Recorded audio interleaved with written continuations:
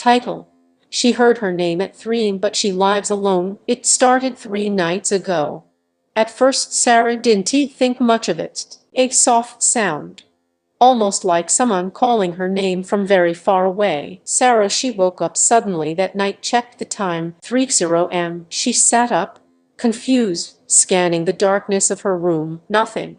No movement. No sound. Just silence. Deep, heavy, unnatural silence. She shook it off.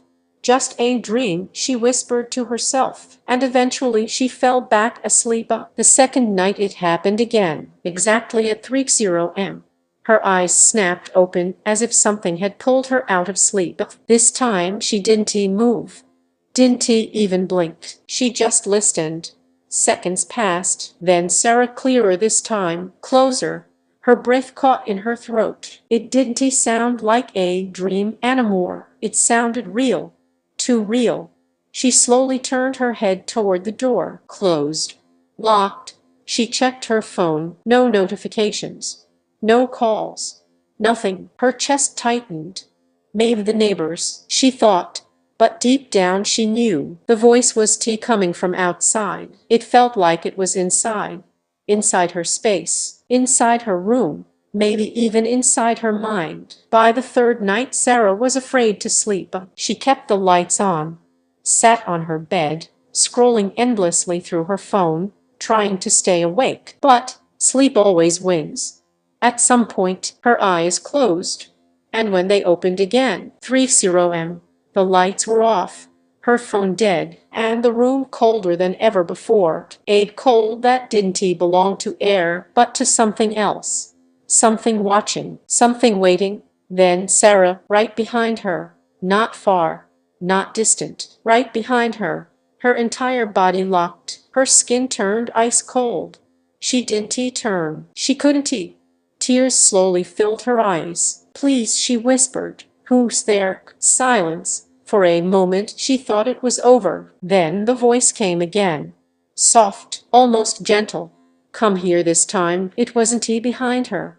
It was somewhere else. Her eyes slowly moved across the room until they stopped on the closet. The door was slightly open.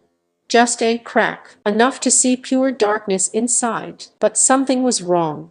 The darkness inside the closet was darker than the rest of the room, too dense, too heavy, as if it wasn't just darkness, but something alive, watching her, breathing, waiting.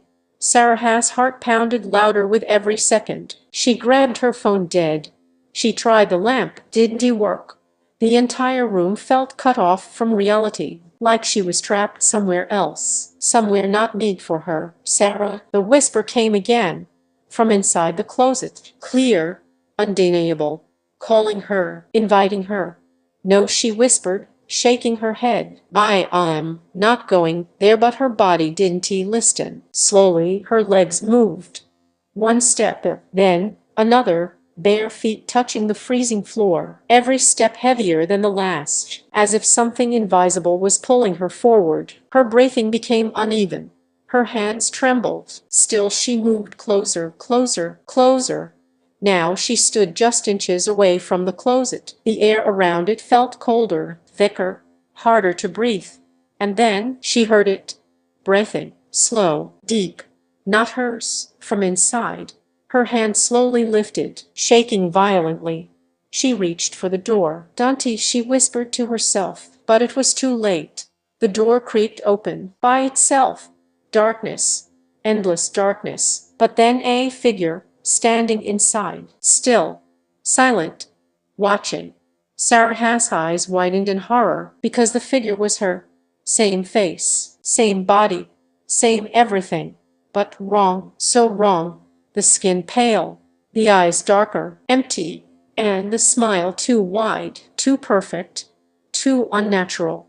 The thing tilted its head, studying her, like a reflection that had learned how to think.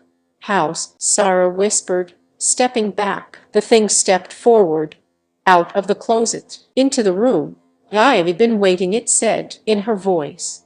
exactly her voice. Sarah shook her head violently. This isn't real, this isn't real. But the floor beneath her feet felt real. The cold air felt real. That thing felt real.